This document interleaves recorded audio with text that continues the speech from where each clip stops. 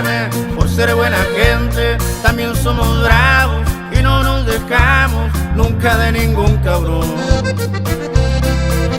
Y pongan sus sacos si quieren, pero aquí no vengan con ese discurso de que son amigos cuando por la espalda no les para el hocico.